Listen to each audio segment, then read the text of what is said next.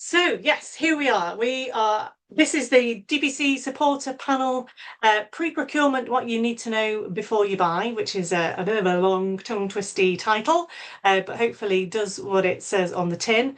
So this session brings together our expert contributors from across the digital preservation community to explore the essential work that happens before any procurement begins. So our panel gathered before us today are going to share practical insights, some common pitfalls perhaps, and key considerations to help you prepare effectively, ask the right questions, and make informed decisions when selecting digital preservation products and services. I am sure many of you will know us because you're here anyway, but in case you don't, the DPC, the Digital Preservation Coalition, is an international charitable foundation that enables its members to deliver resilient long-term access to digital content. And we support our global community through training, advocacy, and by bringing together practitioners, providers, and decision makers to build capacity and share good practice. So like we're doing today. And today's discussion forms part of our DPC supporter programme, which provides a structured way for solution providers to engage with the DPC and its members through open dialogue and knowledge exchange. So all 16 of our DPC supporters have been invited to take part in this session, and we're delighted to have a range of perspectives represented here today. If you'd like to know more about becoming a DPC supporter yourself or about joining the coalition as a member, you can find full details on our website. And again, Ellie might just have a moment to pop in some extra links for you there. But whether you're planning your first procurement exercise or refining an existing process, we hope that this session will equip you with some groundwork to set your project up for success. So plan is that we're going to hear from each of our representative supporters here today in a quick lightning talk round before moving to a moderated discussion where Michael, my colleague over here, will talk us through some sort of key questions to kind of draw out some more hints and tips and good advice from our supporters. We think we'd like to include your questions in that discussion, so as a question occurs to you, please do write it in the chat box and we'll feed that in. So we haven't asked our speakers to give a lengthy introduction to their organisations or their products for this event because we've got more of that to come next week in our spotlight sessions. So you'll be able to find out much more about what they do and how they do it then. So today this is all about the top tips that they have for you about pre-procurement. So I'm going to... Can you hear me okay? Yes, I can. Yeah, go for it. Brilliant. Okay. All right. Thank you very much. So my 3 minutes on stage. So I guess in terms of top tips, successful procurement projects, what do I look for? So I think the recognition that the buying process is a two-way street. I think it's really valuable for organizations to be given the opportunity to build rapport, have an engagement, and have some pre-qualification prior to any RFPs or RFIs being released. It helps gain a clarity of requirements, ensures that the supplier's capabilities effectively match the requirements of the customer. It gives you the ability for clarity of fitness, fitness for purpose for both sides. It gives the ability to actually talk about demonstrable experiences, which is very difficult in some cases to put across in a kind of a written RFP response. Making sure that we're all speaking from the same page. I was going to say the same language, but most of our organizations work with lots of different organizations in lots of different countries. So it's about being on the same page. Could we work together? Typically digital preservation, you engage in long-term relationships. So you need that ability to build rapport and ensure that you can collaborate together. It gives you the ability to qualify in and out with key questions against requirements up front. So, when we receive blind RFPs, and a lot of organizations typically choose not to respond to blind RFPs, it makes the interaction so much more valuable where we've actually had the opportunity to pre-qualify each other. It's a relationship you're engaging with. So it's really important. So as a result, you as the customer potentially may have missed a great opportunity to work with a really, really suitable partner because we haven't had that chance to engage up front and pre-qualify one another. And following on from that, the procurement processes can be incredibly time consuming, and it's rightly so in regulated markets. But if all the bidder understands is who you are as an organization and telling us who you are and what you do, that doesn't help us contextualize and understand what the situation is you're dealing with today, why you're seeking to change. Are you just in a renewal cycle and you need to satisfy a procurement approach to 3 or more vendors, or are you actually really considering a reason for change? If you're serious about change, help the bidders understand why. What's the pain you're feeling with the current solution or your processes, and why are you driving that change? And if there is a real motivation or compelling event to change, how do you quantify that? How can the bidder really understand the implications for your business and help bring your challenge to life for the bidder, so they know what they need to deliver to satisfy your requirements for the future, not just now? And if you can make sure that when a bidder is asking questions, try and answer those questions as fully as possible so that we know how we can help you moving forward. So top tip, less is more. Spend more time on pre-qualification. This means that the supplier and you know that there's a good fit and that we could work together. And we know that when we're asked to complete a plethora of documents, we know that we're actually doing so for the right reasons, and there's a realistic chance of us working together. It also means that you're going to massively reduce the number of documents that you're actually going to be reviewing, because you're only going to be reviewing those that you've already pre-qualified in as fit for purpose. So invest more time in pre-qualification is highly valuable for all parties. That's me done. Great. Lovely, thank you, and well done for staying to time. Much appreciated. Good messages there as well. Thanks, Rob. Justine Simpson, I can see you there. Would you like to take the floor next for your 3-minute top tips on pre-procurement? Over to you. Thank you. I'm sharing my screen, so hopefully everyone can see. Yes, can do. Great. So let's talk about what good looks like in digital preservation procurement. I'm going to start with what makes digital preservation different from most other kinds of technology procurement. A useful way to think about this comes from a paper called Relay Supporting Archives. In this, the long-term digital preservation is characterized not as a single archive that endures forever, but as a relay, a series of handoffs over time. There are handoffs between different storage systems, different software, different institutions. The baton gets passed. It has to. So this core assumption is a challenging one, but I think it's correct. You must assume that any archive will ultimately fail. What matters is not whether your current system lasts forever, but whether your content can be passed on when it does not. So this really reframes what success in digital preservation procurement actually means. It's kind of the basis behind why at Artifactual we say that our actions and yours will be judged in over decades, not in financial quarters and not within the lifespan of a single project or a platform. What does success look like then, given that framing? Research on the topic of purchasing and supply chain management tells us that successful buyers measure value across multiple dimensions that go well beyond finding the lowest price. For digital preservation specifically, I'd highlight 4 markers. Archival principles first. Every procurement decision should be tested against the principles of this profession. At the second, I would say aim to measure long-term sustainability and collection quality, not just what you're going to pay today. Third, favor open standards and open interfaces. Why? Assume that the level of money and resources that your organization can commit will vary over time, both above and below the level you can afford to pay for today. If your tools lock content into proprietary structures or systems, you constrain every future archivist who has to pick up the baton. And fourth, maximize optionality.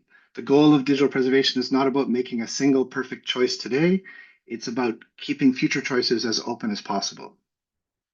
So my advice, and I want to be very direct, you probably already assessed the risks of vendor failure. Go deeper.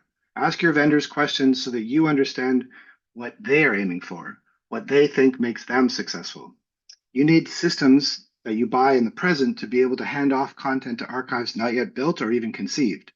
This requires a fundamentally different design philosophy from one optimized for retention and lock-in. A vendor whose business model depends on your continued dependence on their specific platform is pointing in the opposite direction of where you need to go. My very last thing to say then, the top tip, ask your vendors whose interests do they serve. Their interests will be different from yours. That's inevitable and it's okay. Your job is to understand where the incentives diverge and identify where that's complementary and where they're in conflict. Thank you. Brilliant. I like the idea of it being a relay. Definitely. I think that's a great thing, the way to think about it. Thank you very much, Justin. We're going to go to the Cerebyte team. I can see both Martin and Stefan assembled. So who is going to do the speaking? Good morning. I Good will be morning. happy to do that. Wonderful. Over to you. 3 minutes. Yes. Okay. Let me see. Can you guys see what I'm sharing right now? It's coming. I can see something's happening. Yes, I Okay. can see it. It's in, yes, that's it. That's the right mode. Thank you very much, Stefan. Perfect. Fantastic. Well, yes, at Terabyte, we are providing new media technology with great longevity. So what we would like for folks to think about is, as we're introducing a new storage tier, is what is the intent for retaining the data for the digital preservation? We're assuming for a second here that it needs to be permanent and needs to be scalable. The question is, how fast do you need data access, right? In many cases, people want to have fast access. And how fast do you need to ingest, respectively retrieve data if you are accessing your digital preservation repository? And then, of course, environmental and sustainability considerations are a great part of that too. And lastly, in order to have the cost that you need, you want to think about what underlying scaling economics you have. But the key question, most of all, is what is your intended retention horizon and what is the underlying media technology you choose? Because this will have implications for you in the future as to the cost and the effort you need to perform to maintain your data that you have preserved. At Terabyte, we are allowing this to be virtually unlimited with regards to media life, as we are storing the data on thin glass sheets with digital matrices, and it's really a physical bit that doesn't have a bit rot effect, unlike flash or magnetic media. The mechanism is also very simple. We write with millions of lasers. We store it with hundreds of sheets and thousands of cartridge in a form factor that most of you are familiar with, which is LTO tape, and you can read it with a microscope. So that is the ease of deployment is another thing for you to think about as to what is the opportunity here to make digital preservation not an increasingly more difficult problem as you look into the future. So with that said, you would want to evaluate new technologies that can give you great longevity with the media being aligned with your intended intention to preserve the data for longevity. That was my quick overview. Yeah, that was great. That was really good. Yeah, and I think some good messages in there as well for us all. Daniel Greenberg, you're up next. Hi. Are you ready to go? Can you hear me? Yeah. I am. So I'll start with slightly high level, which I think relates to what Rob was saying earlier on. You need to come with a realistic strategy. So sort of homework you need to do before you even start the process, which is building a digital preservation strategy, but one which matches your profile as an institution, right? You know, which resources you have, which resources you will have in the future, which expertise you have today and you're planning to build, and build your strategy around that. So if, many institutions, they don't have resources to really go, build expertise around digital preservation, you'll probably want a more automated system. Not only that, but it will really color your tender in completely different colors of possibly consolidating lots of different functionality in a single system, discovery, maybe even archival management and so on. Which is in a way the opposite if you're of a profile of institutions who do have digital preservation expertise and are planning to build and really invest specifically in DP.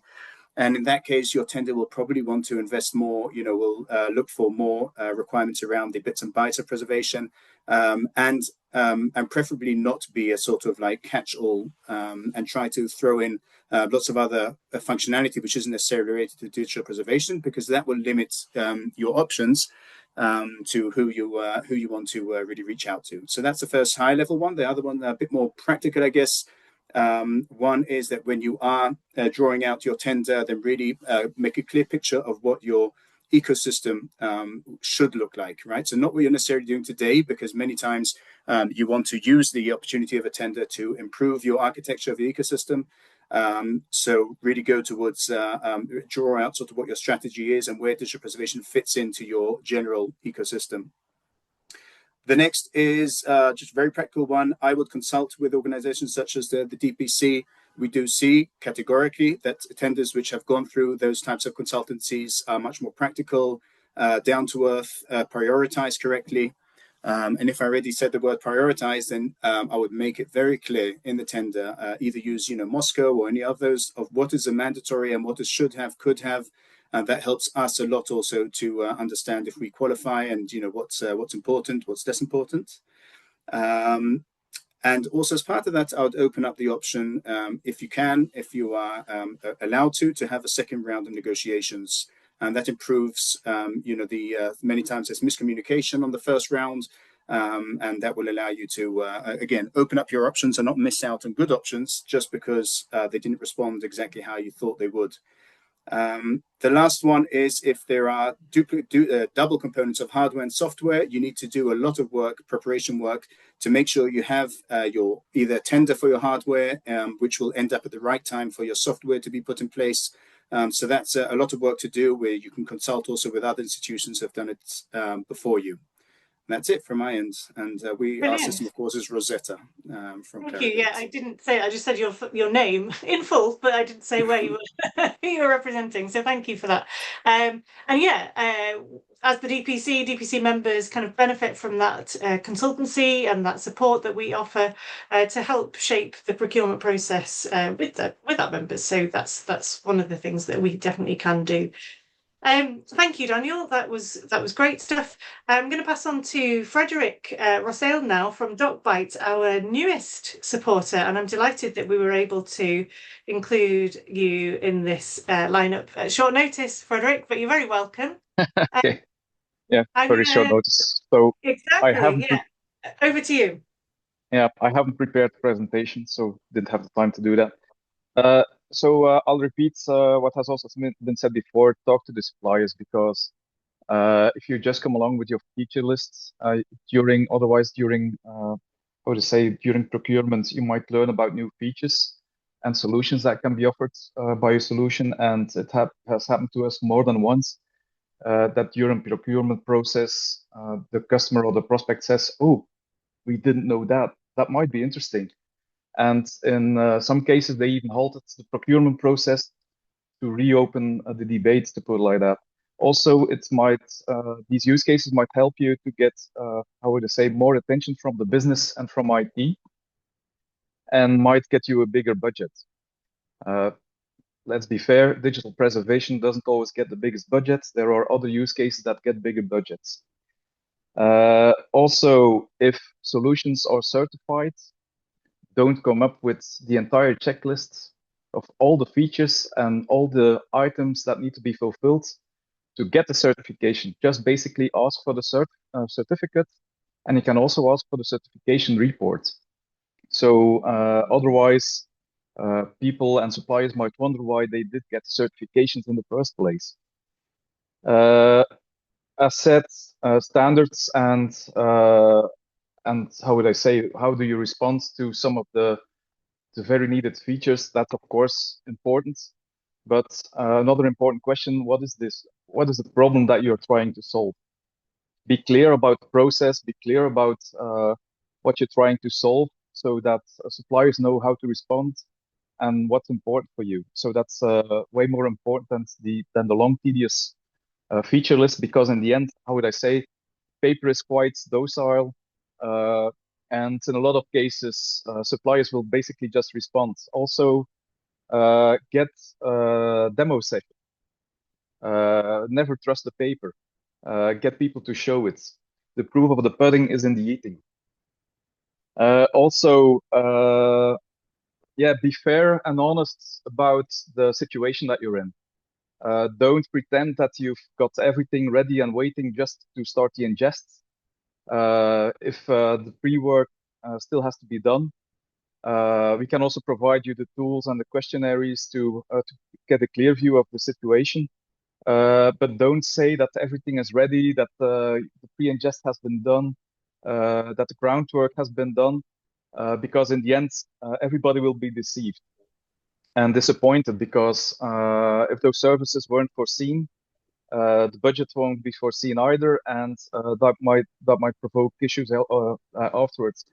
And I said, if you need the assistance during the project, be clear about that, because that way suppliers and others can foresee that assistance, but getting that assistance in afterwards might be quite hard.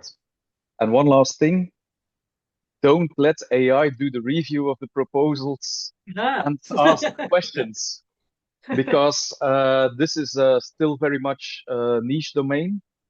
And AI in most cases basically gets things wrong, doesn't understand plenty of the things, and as such, just basically starts asking questions about things that have been answered before. So yeah, good advice. Thank you, Frederick. That's excellent. Right, we'll move on to our colleagues, our team from LibNova, Chandler Cox and Miguel Blanco. Chandler, are you speaking, or is Miguel? I am, Sarah. So Over to you. we can start the clock. Thank you very much. Awesome.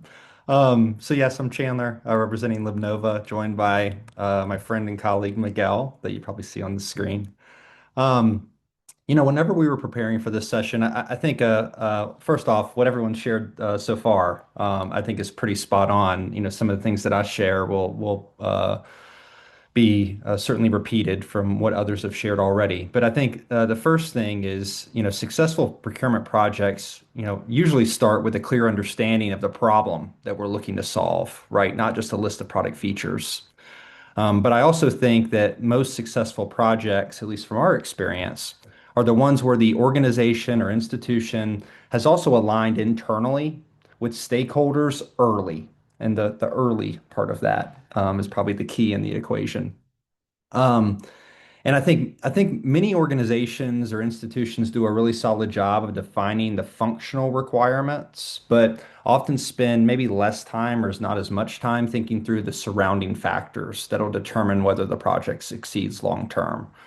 And, in our work, thinking about digital preservation, those surrounding factors matter a lot, right? We've already talked about exit strategy. We've had some back and forth in the chat as well. No vendor lock-in. I agree with what Justin and others have mentioned earlier, but also storage model and deployment preferences, cloud, hybrid, on-prem, security and compliance expectations. I know that was mentioned earlier. Roles and workflows, ingest volumes, and future scale. I know for a lot of us here on the panel, that's a factor in terms of our cost model. So that can also help us to predict future investment levels as well. And, kind of to double click into the exit strategy topic, because it's certainly, it's always come up, but I feel it's coming up more often, certainly now. It's important. It's an important area to make sure that there's a clear exit strategy from the beginning, right? You should feel comfortable asking, hey, how portable is my data? What standards are supported? What does migration look like if our needs change in the future? How do we avoid unnecessary vendor lock-in, right? It almost feels weird asking those questions before you're actually partnering with said vendor. But it's important, right? It's almost the nature of what we do in digital preservation. We have to plan as if, LibNova isn't here in 100 years. So anyway, just a few things to keep in mind as anyone is going through a procurement process.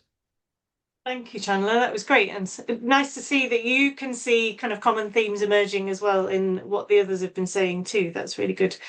Over to the Max Communications team. John, I see that you're lit up. Are you the nominated speaker? I am indeed. Frank as well. Hey, nice to see you both. Excellent. So yeah, I'm going to be offering a slightly sort of different perspective just in terms of how the procurement process should perhaps look beyond the technical fundamentals to also consider the intentions of the systems that are being offered. So technical requirements can tell us what a system does, but a holistic perspective tells us what a system intends. Most procurements naturally focus on technical and functional requirements, which is necessary, but it's not always sufficient. Product philosophy is an outcome of company incentive. The decisions that vendors make about formats, lock-in, interoperability, all these concepts we've talked about don't happen in a vacuum. They reflect priorities. And with a consolidation wave inevitably coming along with market maturity in digital preservation, that's acquisitions, private equity, and exit strategies, it's worth asking whether the incentives behind the longevity promises in your responses will be there in 10 years' time. A preservation system should start with a very simple question, and that's how do we preserve data? Too often, we can find that the market rewards a slightly different one, which is how do we optimize for customer retention? These can produce very, very different engineering decisions. So from our perspective, what do the right incentives mean in practice? To us, it means real open standards like Bagit, METS, Premise, and EARC for the Europeans amongst us. If your system were to disappear tomorrow, your data should walk out of that door intact. It also means to us an open, standardized archival information package format. You shouldn't be waiting for your data to be exported into the right state. It should already be there. It also means building exit routes out of a platform and into other ones as a native feature. Some platforms might offer export tools to bridge those gaps, but export, of course, is a promise about future action. It depends on time, resources, and the fact that your vendor is still actually operating. So what I'd like to offer as my sort of top tip, I suppose, is to ask yourself, if your prospective vendors announced that they were shutting down in the next 48 hours, what state is your data already in? Is it sitting in an open format right now, or would you be scrambling to extract it? In digital preservation, trust isn't necessarily a feeling that you have about a vendor. It's an actual technical property of your data. Those systems should store archival information in open, standards-compliant formats as a matter of course. Not because it makes for good marketing, but because if the data has to outlast your vendor, it's the most honest engineering decision. Companies, of course, are transient, and your data has to outlast them. So make sure you select a vendor so your data survives them. Brilliant. Okay, nice way to wrap that one up. Thank you, John. Nathan, you're last but not least. I hope we can hear from you now. So Nathan's representing Preservica. Over to you for your 3 minutes. Thank you, Sarah. Yeah, it's always the blessing and curse to be the last one. So everyone, has brought up fantastic points here. Can you see my screen okay? I can't actually see whether that's sharing. Yes. Okay, great. I broadly agree with all the points which are raised. So I'll try not to kind of over-egg the same points too much. Just a couple of bits that I would bring up straight away. So with a lot of what people have talked about here is actually the procurement itself. The kind of focus for this session is on that pre-procurement, and that kind of stage can, for a lot of organizations, last many years in that preparatory phase before a project actually goes through the procurement route there. I think my absolute top tip straight off the bat is looking at the advocacy of the archive and getting in front of various business stakeholders within the organization. You'll find your additional advocates by speaking to people, and those which have in the organization, you'll find that other areas have better access to budgets and to resources, which can actually help to get these projects off the ground. Beyond that, what I would suggest is really starting to define what the future looks like. Where would you want to be in 2 years, 3 years, 5 years time? And in the tech world, the AI and technology is evolving so rapidly that it can be quite difficult to define that from a standing start there. So I think the biggest challenge people find is that you don't know what you don't know at this point. And so I'd always encourage people to start discussing with the internal stakeholders, identify very much the use cases. So looking at why are you looking to digitally preserve your content? Why do you need intelligent archiving? And then start to map it back from there. Always keeping the future use should be your North Star, and everything else will fall in line after that. Running deep dive workshops, getting the golden ratio between business users, technology, people within your organization, and also leadership, gaining that consensus and really starting to work towards that future state, and build the value and business case off the back of that. All of that will then it starts to build momentum. All of that starts to snowball the project, and you have people that good alignment internally. So when you are actually then looking to get the budgets approved and move into those procurement phases, you're much better equipped for that.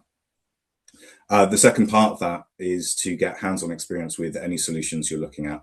I think we work in a very collaborative community, that's demonstrated by the DPC, but then also all the vendors on the call today. We're all very approachable. We really understand the challenges of archiving.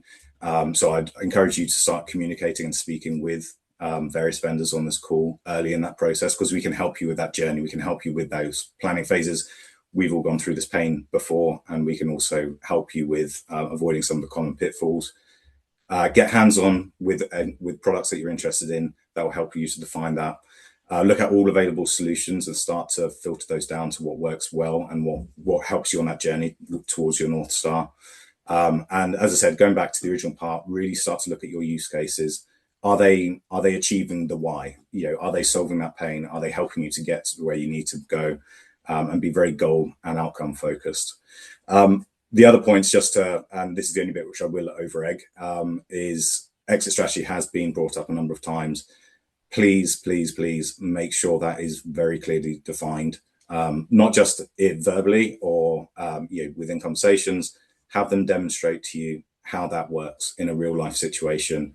Have it written and carved in stone in your contract. Make sure that you have all the confidence in the world that if you needed to leave whatever storage provider you're looking at, even if it's not someone that's cool, that you have that ability to execute on an exit strategy tomorrow, and make sure that you are always in control of your data. Vendors on the call, we're custodians. You're the ones which always need to be in control, and you should always have that confidence in mind. And that's me. Great. Thank you very much. And we're going to try this video again, and I think you'll hear some of the common themes that we've heard already from some of the others. So, Ali, do you want to give that a go again? Hi, everyone. Today we'd like to share a short story about two different procurement approaches. Let's have Ben and Lily tell the story for us. In the world of digital preservation, every organization sets out with the same goal: protect the past, secure the future. But how Ben and Lily buy their platform? Well, that's where the stories diverge. Let's start with Ben, who knew exactly what he wanted. Or at least he thought he did. Ben was very clear about what to buy, but not about the outcomes he needed. So his process became a one-way exchange of documents. There were no real conversations, no curiosity, no space to explore better ideas. Ben's message was simple: just match the spec. The vendors could only colour inside the lines, no chance to show what else was possible. So Ben got what he asked for, but this isn't what we needed. Ben's path was clear and rigid. Lily's began with curiosity. Lily was clear about the outcomes she needed: long-term preservation, data sovereignty, trusted access, and environmental sustainability. She stayed open to how those outcomes could be achieved. She shared her process up front. She invited conversation, and she explored the market widely: demos, discovery sessions, and real examples of how different platforms tackle the same challenge. Before the RFP, Lily gave vendors space to propose solutions, and when procurement began, she focused on the contenders who could meet the outcomes and adapt to her context. The result? A solution shaped with her, not just compliant with a tender document. In digital preservation, Successful procurement isn't about checklists for every feature. It's about clarity of outcomes, openness in process, and a collaborative journey with your vendors. So take the wide view, explore the market, ask questions, invite ideas, and let your vendors help you discover value you may never have realized was possible. And if there's one practical takeaway from us, it's this. Make sure the platform you choose today is truly open, so you're not locked into a single vendor. A comprehensive, ready-made API, one that can do everything the user interface can do, and more, is essential. Choose platforms that are truly open, support innovation, and let your ecosystem evolve. Thank you for your time.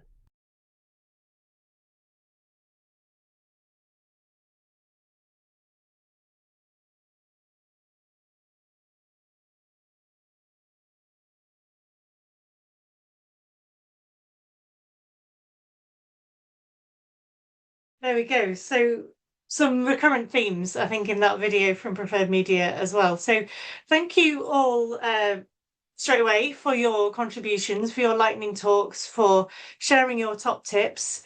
We're now going to move into a bit of a discussion section here. So we've got 45 minutes to work through some questions with you. So I'm going to hand over to my colleague Michael now, who's going to help facilitate this part of the programme. So Michael, do you want to take it away? Yeah, thanks, Sarah. I wish I was an AI cartoon now, or whatever it is. I'd feel it would go much slicker than it's about to. But so yeah, we thought obviously this is an opportunity. You've heard from all the various supporters of the DPC, and some common themes I think have emerged, and now's the chance to discuss some of those aspects and to sort of share our insights from the audience and pick the brains of the vendors we have here. So we've got about 45 minutes, as Sarah said, for this general discussion. And we thought, just so that you can have a little bit more time to sort of process your own questions, we'd start off with some questions that we've put to the supporters before this session. So I know you in the audience haven't had sight of them, but hopefully they'll reflect some of the topics that we've been touching on.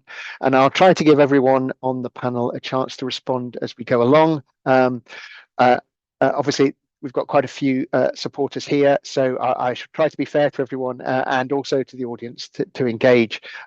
If you have questions, feel free to add them into the chat as you have been doing, and we'll try and pick them up.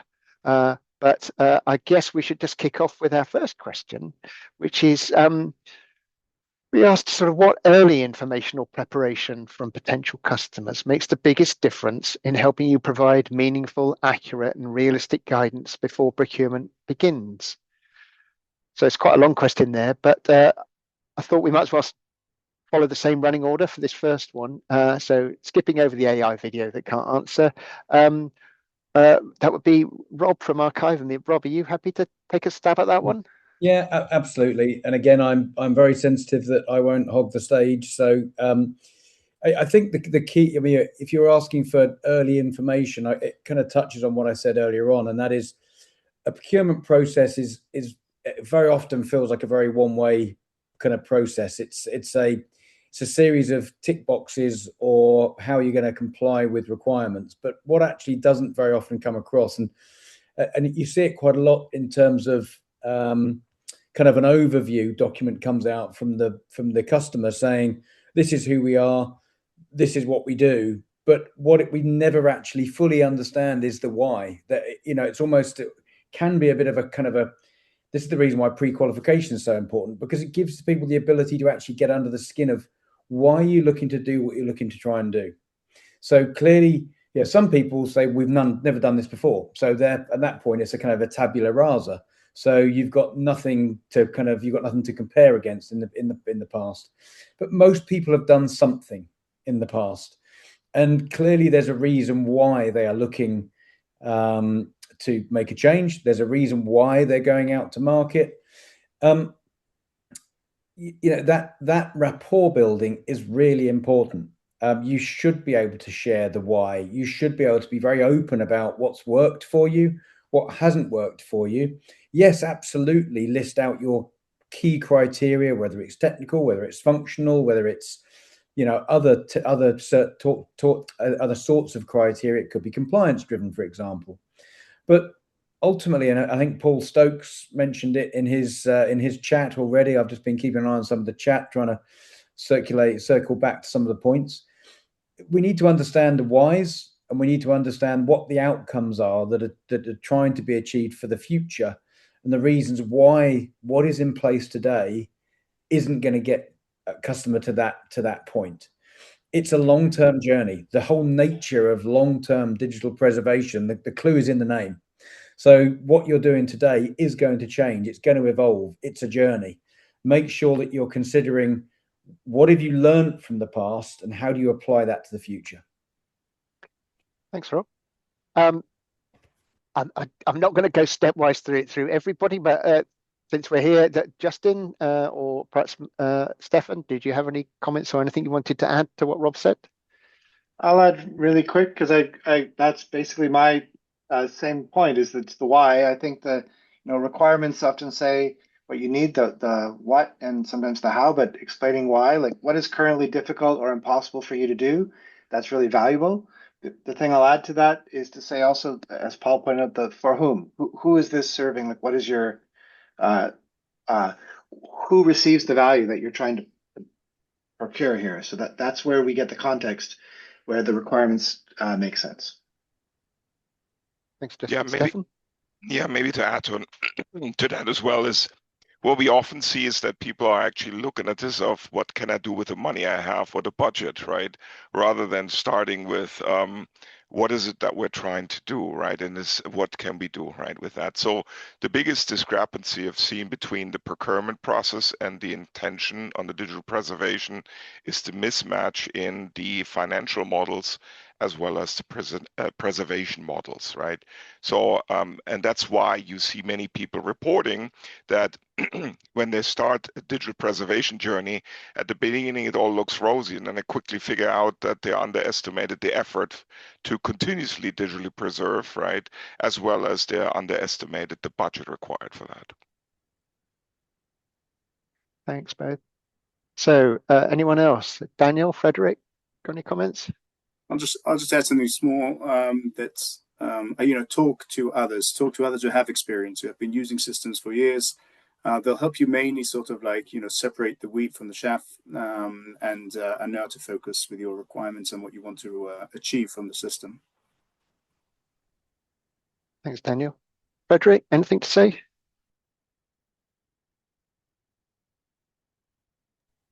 No, nothing to add. Okay. Yeah, I appreciate that. There's a lot of these comments and observations you're going to have in common, so that's fine. So that just leaves John and Co at Max Communications, or Nathan. Have we missed out anything from your perspectives? I would offer to sort of almost flip it slightly and make sure that you're scrutinizing the schemas and the structures of your data at rest. Obviously, we've talked a lot about interoperability and exit strategies specifically, but it's very key to make sure that you understand the structure of your data at rest, so you're then able to plan for the future of those exit strategies and migrations. I think from my side, Michael, there's not much to add. Maybe just reiterating on speaking to others in the community, and perhaps taking that broader, don't just look for people which match your organization. There's lots of lessons to be learned from different organizations as well. So if you're a university, perhaps speak to a banking archive, vice versa. It helps to give a broader understanding and perspective as to where you could be heading towards. Just adds more flavor, I think, into those possibilities, really.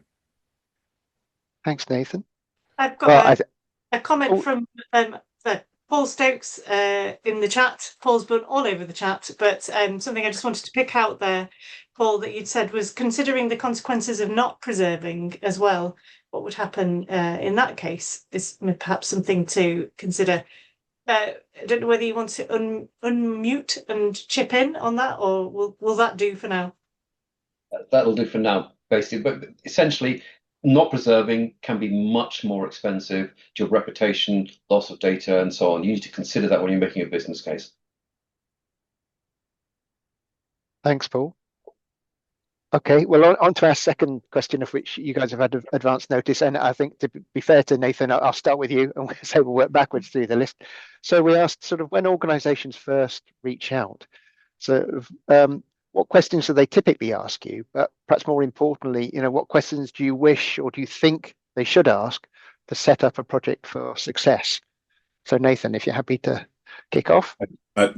So again, over-egging it, when people start with how do you exit, actually is a really good indication that they've got the right approach here. That they are thinking of that end state. They're planning that far ahead in the future. I always look at it from if they're looking for not just what do you have here today, but where are you going with your roadmap? What are the strategic objectives for your organization? What matters most to you? We all have slightly different approaches to digital preservation. But we have very different approaches when it comes to how we support organizations through the project. So what does that support look like across the life cycle of the first 5 years of this project? How much interaction we have, how much are they providing in terms of engineering support, and can they prove that? Who should they speak to that can attest to that as well? Thanks, Nathan. Back to John at Max Communications. I think we've got a hint of where you might be coming from, but feel free to spell it out. Yeah, so I suppose I would encourage people to ask the vendor to show you a failure, a worst case scenario. What does this strategy for exit and migration look like in practice? Look for substance. Okay. Frederick, would you like to come in at this point? Yeah, for us, it basically it depends on the vertical that is contacting us, or the if it's heritage, of course, the typical questions are going to be exit strategy, procedure, package structure, preservation actions. So all the, how would I say, the things that matter in this context. But in some cases, it's rather going to be, let's say, legal or compliance that is going to reach out first, and they are going to ask about standards, legal context, regulations. And very often we have to explain about everything, because in that case, very often they are driven by just one regulation and are not aware about the dozens of others that also do apply in that field.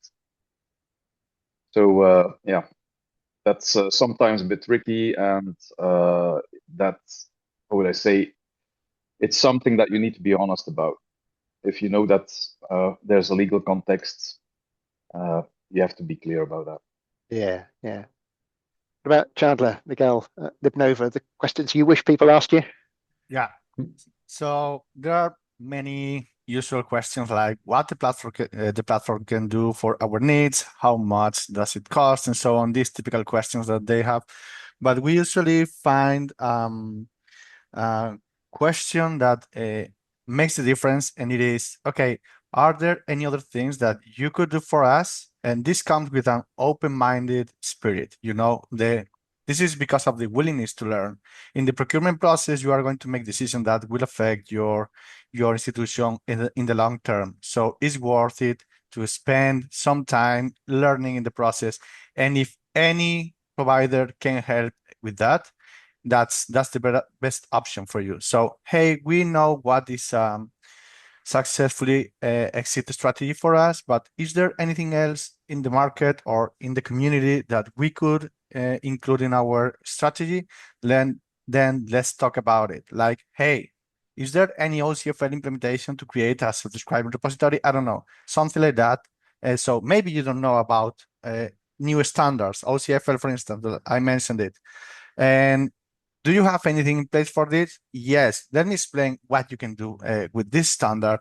Let's talk about how you could add to this standard to your workflow and your repository, and what are the benefits you can get from these kind of standards. These kind of things where you can discuss with institutions and come to an agreement and learn together in the end about the data preservation trends. Okay. So, Daniel, did you want to pick up anything? Yeah, I'll just say that I would ask about the level of collaboration and involvement of the actual user community with the roadmap. and with generally the decision making, the strategic decision making, because that guarantees that the decisions made by the vendor won't just be commercial, but will also take into consideration mainly and possibly also mainly what our customers need in the field. I guess the flip question, which Paul is suggesting in the chat, what we would ask the customer. The flip side of that is, who will be the person in your organization or team who will have the DP cap on their head? In other words, so the strategy of digital preservation doesn't end with a tender. You have to have someone who's going to be then, accountable, responsible for it in the long run. That person would then also be involved with the general community and make sure that they know what's happening with your data, which is strategic decisions at the end of the day. Thanks, Daniel. Stefan, did you want to add anything? Nothing to add from my side. Thank you. Okay, so we're back to Justin and then Rob. Justin, did you have any comments? I would say, it seems to me that the phrase I've heard before, the hardest thing in digital preservation is to start.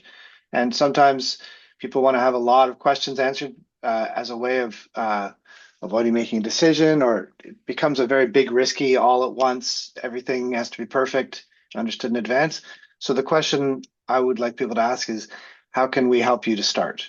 What can you do to learn? So I liked what Miguel said about learn together. That's really important. With digital preservation, your vendors should be long-term partners. And so you don't have to get married on the first date. You can have a few dates in between.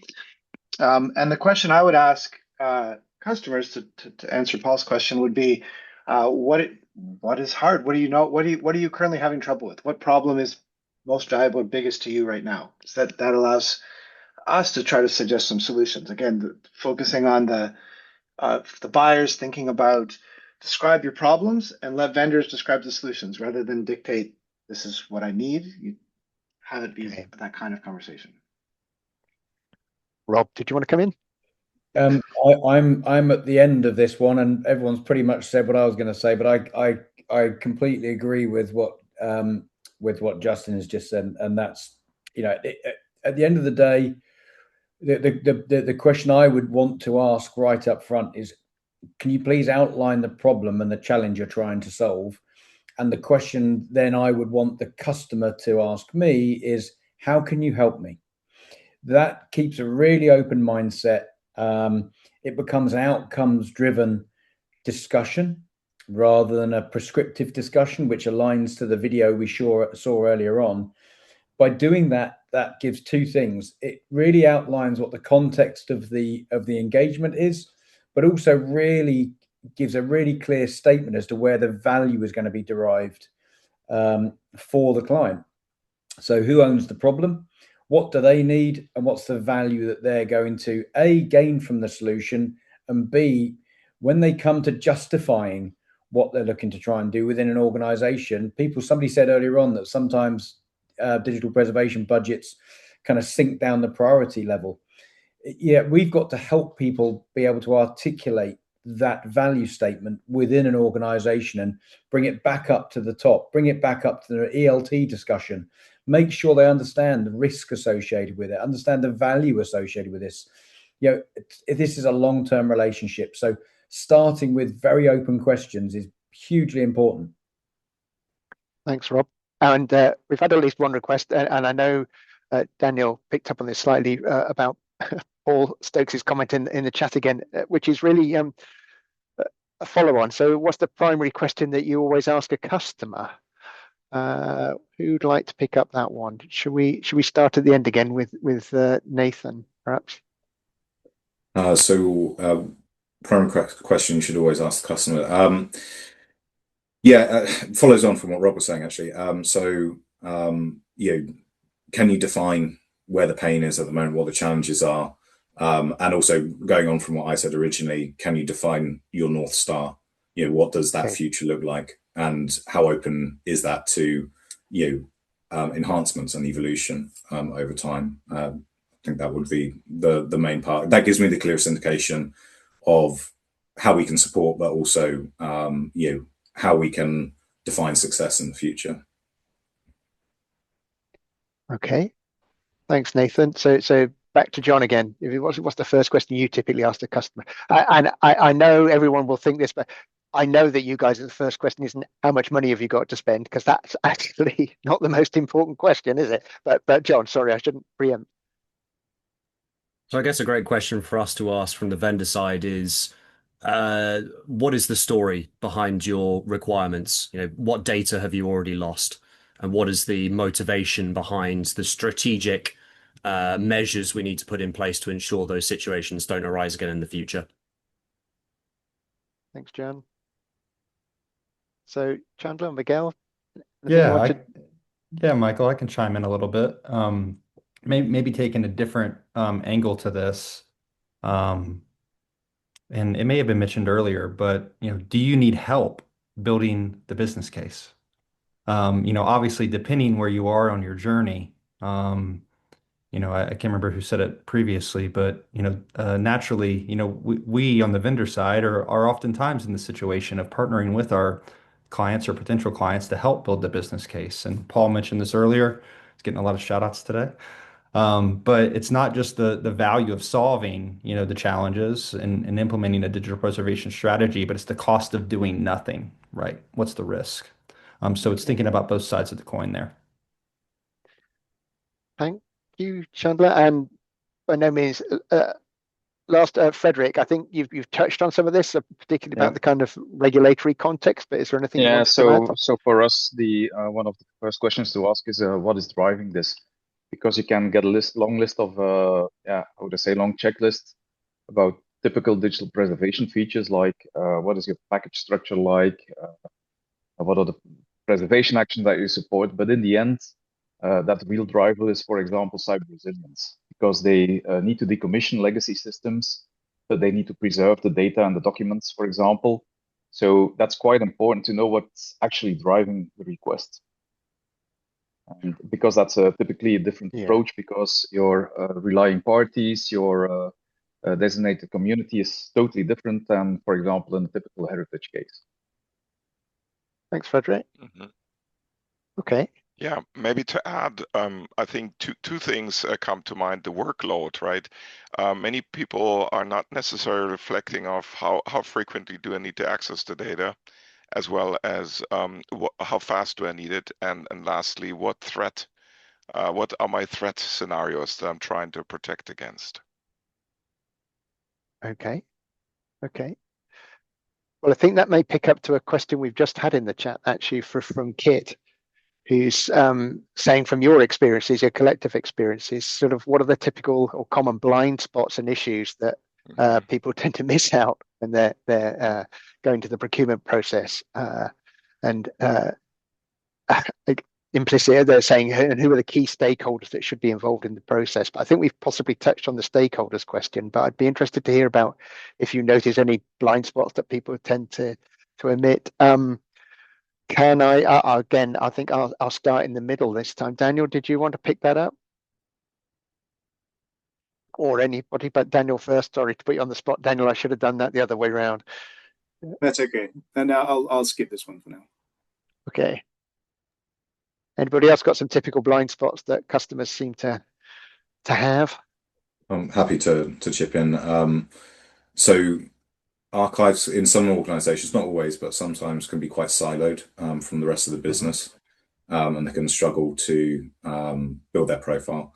So I think, kind of that early step to communication's key, right? Early on in the project, communicate broadly and with as many people as you can, and then distill down from there.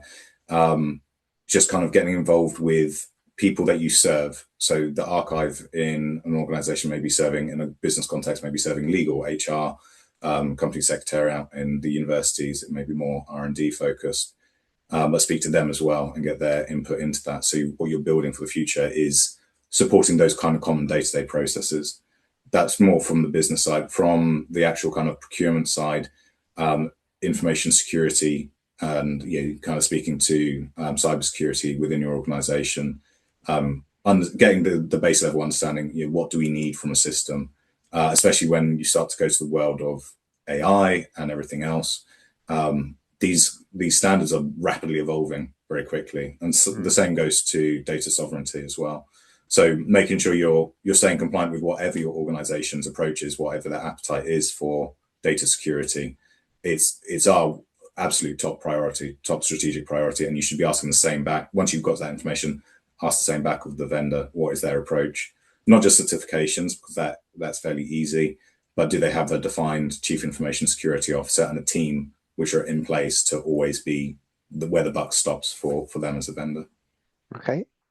Frederick, I noticed you unmuted as well. Did you want to respond to that?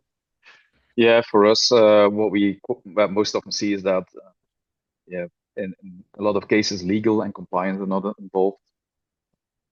Although there's very often a compliance side to these things. That's also a bit typical because we not only focus on heritage, but also on legal compliance.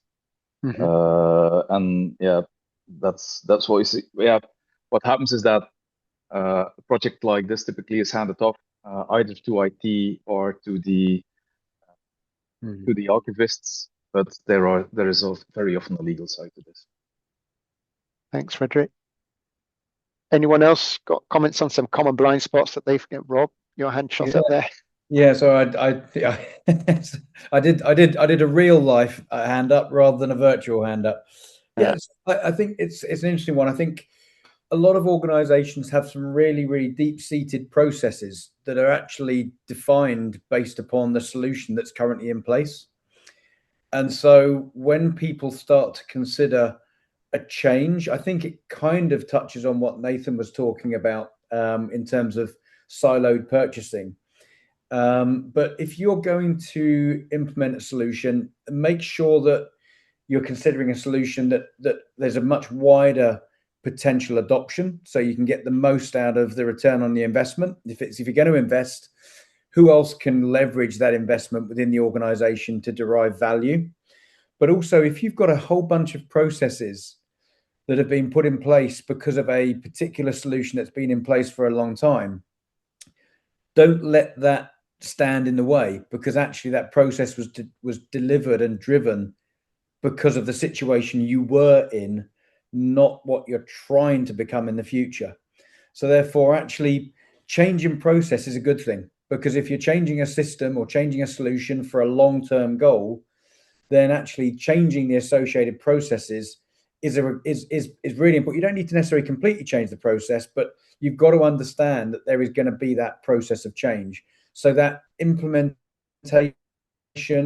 the adoption, understanding the change management, the change control, who's going to drive that, who's going to own that, because ultimately that impacts the adoption and the value for money. And that kind of also comes back to the point of getting buy-in from the different stakeholders. Don't go out and on a journey that that isn't broadly supported by all of the people that are going to be putting a tick in the box as part of the process. Thanks, Rob. And Stefan? Yeah, what always puzzles me is that in certain industries, such the automotive industry, we have long-term supply agreements. But I have not seen in digital preservation that there are agreements that kind of like match the intended retention horizon, right? Not in many cases, not even a portion of it. And then people get surprised that technology, whether it's media, right, or readers, writers, are not available anymore or not supported, right? And then you get stuck, right? And you got to go and think about how to recover, right? So thinking about longevity at the beginning of the process will greatly help. And it's a discussion that can be driven with vendors, right? If you say, I need to have a 20-year or 30, 40, 50-year supply agreement, right? That's a possibility. They're up to 99-year leases, right? For real estate, you have power purchase agreements for solar, right? Just to give a few examples of other industries where there are agreements, right? When I look into what assurances you have, especially from hardware as well as software vendors, of an ongoing longevity of support, in many cases, I don't see that. Thanks, Stefan. I'd love to add something to this Sure, question. go for it, Miguel. Yep. Yeah. So mainly the biggest blind spot on this is treating the digital preservation solution as a technical purchase instead of an organizational change. I mean, a lot of times you can find that maybe not the whole list, but a lot of features included in the RFP, for instance, are just copy-paste, just because others are asking for this. And the institution maybe is not understanding what's behind of each requirement. And maybe that requirement is not something they will be helping them, right? So taking some time, again, to learn in the process and understand what we are asking for in the RFP is something that will help in the long term. Thanks, Miguel. Well, tangentially touching on what some of you have been saying there, I think my colleague Garth from the DPC has put in a question about cybersecurity standards. And he's saying they're helpful in allowing customers to communicate what an organizational needs from its vendors, but they can often be very kind of jurisdiction specific. So, Cyber Essentials Plus in the UK and a different regime within the EU and in the US and so on. And so this can limit the situation around competition. So he just asked about what are your experiences with this in a global market? Are you finding you have to sort of tweak and integrate in different ways or conform to different standards in different environments, or is that okay? Who'd like to pick that one up? I can start maybe just to say that, I mean, cybersecurity is similar to other sort of like standards and the certifications, which you sometimes need to achieve around, accessibility or data privacy, which also you see that they are regional sometimes, or they're important globally, but they differ regionally. And well, if you're a governmental agency or organization, then sometimes you have no choice but to comply with a very specific regional and governmental certificate. But I think what you should expect, even if you do come with your own sort of local proprietary certificate and standards, to work with a vendor to sort of not just throw at them some 300 pages of cybersecurity standards.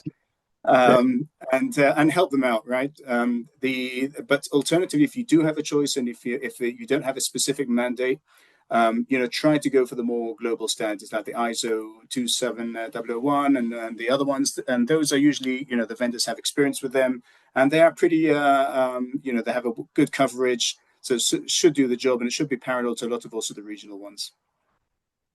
Thanks, Daniel. And Miguel's got his electronic hand up. Yep.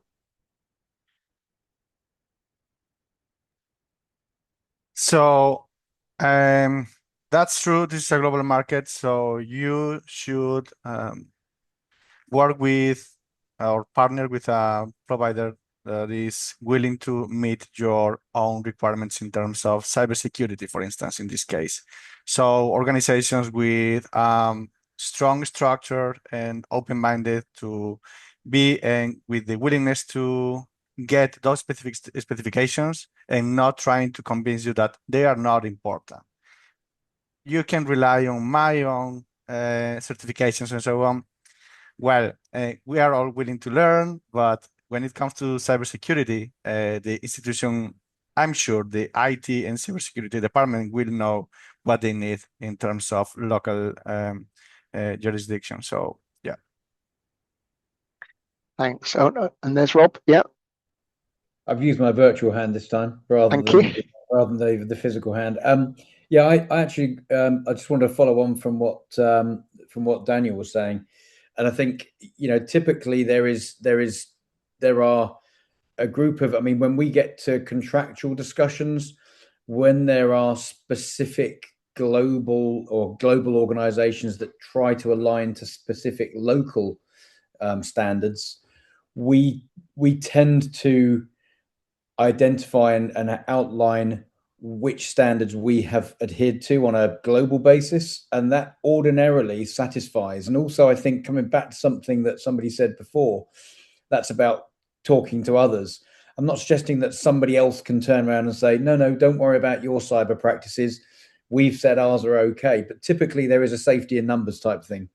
And so therefore, if you've got another organization that's a similar sized organization working in the same kind of compliance driven environments, but operating in a different region, there is an element of if there is an international standard that's adhered to, and perhaps a very, very specific local one is a different flavor, but pretty much has the same level of requirements, it's okay.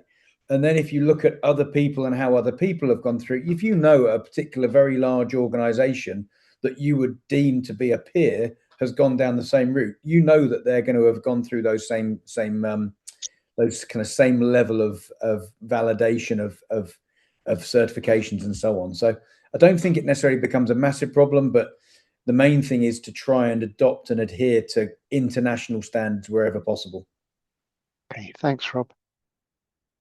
Last call for anyone else to chip in on this one. Maybe just to give going back to the original question was, does it remove competition? Does it limit the competition there? So there are other options around it. So if your organization takes Cyber Essentials for the UK point of view, if you had organizations outside the UK which you were very interested in receiving a bid from them or receiving one, and they were saying, do we have to comply with that? There is also sometimes an option to, as part of the contract, say, you don't have to have compliance here today, but it's something that you will contractually work towards in the future as well. So that way you could say within the first 12 months, 24 months of the contract, we appreciate that you work with similar organizations to what Rob's saying. We have confidence, but we do need this as part of the service you provide. And you give them the option, so it just stops it from limiting the field, maybe from that point of view, could potentially help if that's what anyone is concerned about on the call. Okay. Thanks, folks. Well, in that case, I'm going to move on to the third question we gave you in advance, but I'm going to, given the time, I'm going to put a bit of emphasis on it. So we asked sort of from your perspectives, what are the most effective ways organizations can start the conversation early with vendors and the wider DPC community? And what practical steps can they take now to avoid delays or surprise costs later in the procurement process? So yeah, given the time, can you all give me like one or two top tips for practical steps people can take to avoid surprise costs on the customer side and on your side, I guess? What are the things that I think you've all talked about? Having good use cases is a good thing, but I shouldn't preempt what you're going to say. And I've lost track of of my running order for who's going to speak, whichever. So I'm happy to defer to whoever can wave or raise their digital hand quickest. Oh, Rob, and again, went for the real hand. Yep. Yeah, exactly. I'm alternating all over the place today. So I think avoiding most organizations should have an appetite for growth or an idea of what their growth is going to look like. If you procure only for what it looks like today or what it's looked like in the past, then there's a big problem, because we all know that data is growing exponentially. So ensuring that your vendor or the partner you're going to work with has a very transparent and very predictable set of costs and a set of variables that are going to impact is really, really essential. There shouldn't really be any hidden costs if the vendor has really clearly and transparently outlined the different kind of charges and how things are charged. That's really important. People don't necessarily, they'll sit there and say, well, I think it might grow by X, or I think it might grow by Y. That's only because that's what's happened in the last 5 years. But data is growing exponentially, and the value of that data and the obligations around that data is increasingly becoming more and more important. So you have to be a little bit more bold around your growth strategy, but also it's incumbent upon the vendor to outline really clearly what the variables are that are going to impact you over the next 3, 5, 10 years. Nobody's got a crystal ball, by the way. So typically a 3 to 5 year term is a realistic term to go for. Okay. Anyone else? Justin wanted to come in there. Yeah. So I'll just be quick, but the first part of the question around what's the best way to start the conversation early? I think it's share your stories and experiences, not just with vendors, but with the community generally. I'd shout out to things like the community-owned workflows in Copter that I'd love to see more of that kind of stuff participating in Europe. I think of things like the EOSC Eden project, places where organizations are trying to share their experiences and where it's not just publishing only happy stories, but struggles and difficulties. This is where we've gotten to. This is what we're doing. This is what we're stuck at, and that allows context. So that's, to me, that vendors can participate in that conversation as members of the community just as much as collecting institutions. Thanks, Justin. Frederick, and then I'll come to Nathan. So Frederick. Okay. Yeah, how can we be found? Very simply on the internet. So that's most often how people reach out and how we have a first conversation. And how to avoid unpleasant surprises afterwards. We are very open about our price book. So that's something which is almost always shared in one of the first sessions. What are the options? In our case, there are not that many options. Most of the things are included. Yeah, become a part of the future roadmap as well. So, but indeed, as said before, one of the biggest challenges is being able to cope with the additional volumes, because very often it starts very small and it grows. And these days, it's not just the volume created by, let's say, by content added, but it's also volumes by the indexes, the vector databases, everything that comes with it. Yeah. Thanks, Frederick. Nathan, did you want to come in, or shall I go to Miguel? Okay. So just on the avoiding hidden costs in particular, a couple of key things work particularly well. Number one, model growth. Your predicted growth, both at a best and worst case scenario, and get your vendor to commit to that as well from a pricing point of view. Look out for some of the kind of pitfalls, which unfortunately we have seen when people are migrating away from other storage solutions. Egress charges, make sure you know what those are. You can also, your vendor should be able to cost out or just include the exit strategy as part of the contract. We go for just including it because to avoid any concerns.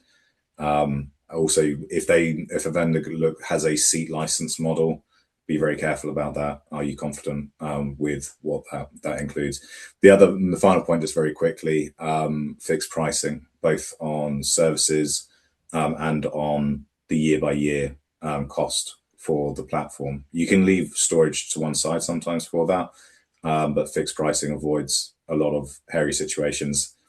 Also, if you're speaking to others in the community, this should, and you're going to reference sites and stuff, ask them, have there been any hidden costs, anything that surprised you, anything that was not discussed and was unexpected? Just, it should be fully transparent. I think everyone on the call has the same approach as we do, but there should be no question at all towards costs like that. Thanks, Nathan. Thank you. And Miguel, we've got like 1 or 2 minutes left, so.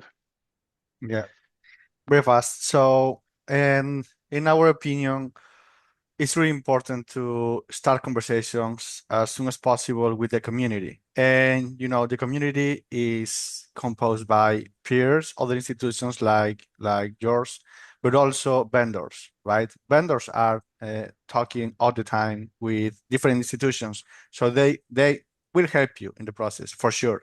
And that's something that will prevent your organization from having delays and also surprises in the future, right? Because the more you know at the beginning, the better it's going to be the solution you are going to adopt in the institution. And here, my colleagues talked about storage and those kind of things which are really important. And I would add something to this, and it is adopting a solution that can help you in the process of adjusting the budget of your preservation project. This means being able to manage the storage class of your solution. So it makes no sense to have long-term master pieces in hot storage. That's not optimal, right? So if you can play with that, you can adjust your budget so you can have more volume of data within your solution with the same budget. Thanks, Miguel. I think at that point, keeping an eye on the clock, I'm going to thank you everybody for being so polite and considerate and giving such great answers to the questions.